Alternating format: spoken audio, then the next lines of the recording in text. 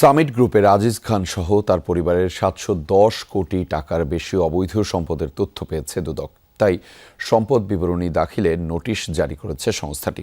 তবে আয়কর নথি যাচাই করে আজিজ খানের নামে কোনো স্থাবর সম্পদ পাওয়া যায়নি। এছাড়া নাবিল গ্রুপের কর্মচারীদের মাধ্যমে ঋণের নামে ১,০০৮ কোটি টাকা আত্মসাতের অভিযোগে এস আলম গ্রুপের চেয়ারম্যান সাইফুল আলম, নাবিল গ্রুপের এমডি আমিনুল ইসলাম সহ ৩৮ জনের বিরুদ্ধে মামলা করেছে দুদক। রেইনবো অলরাউন্ডার এক্সটেরিয়র পে বাড়ির বাহিরের দেয়ালের সুরক্ষা নিয়ে থাকুন নিশ্চিন্ত, সাথে পাচ্ছেন ১০ বছরের ওয়ারেন্টি।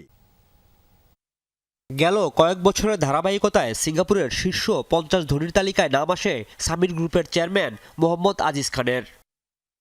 পট পরিবর্তনের পর আওয়ামী লীগের সুবিধাভোগী ১০ ব্যবসায়ীর মধ্যে নাম আসে আজিজ খানের সামিট গ্রুপের। এরপর অনুসন্ধানের নামে দুদকের টাস্কফোর্স। দুদক জানায় সামিট গ্রুপের আজিজ খান সহ তার পরিবারের ৭১০ কোটি টাকার বেশি অবৈধ সম্পদের তথ্য পেয়ে নোটিশ জারি করে।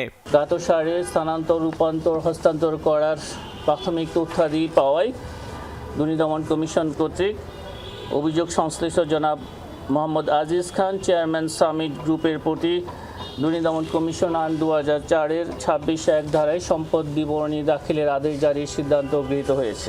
এদিন নাবিল গ্রুপের কর্মচারীদের মাধ্যমে ঋণের নামে ১,০০৮ কোটি টাকা আত্মসাতের অভিযোগে এস আলম গ্রুপের চেয়ারম্যান সাইফুল আলম, নাবিল গ্রুপের এমডি আমিনুল ইসলাম সহ ৩৮ জনের বিরুদ্ধে মামলা করেছে দুদক।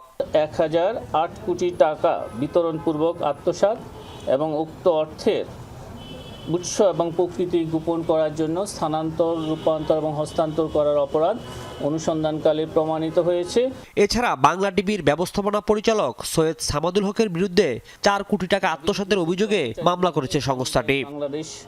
রাজীব আহমেদ, যমুনা নিউজ, ঢাকা।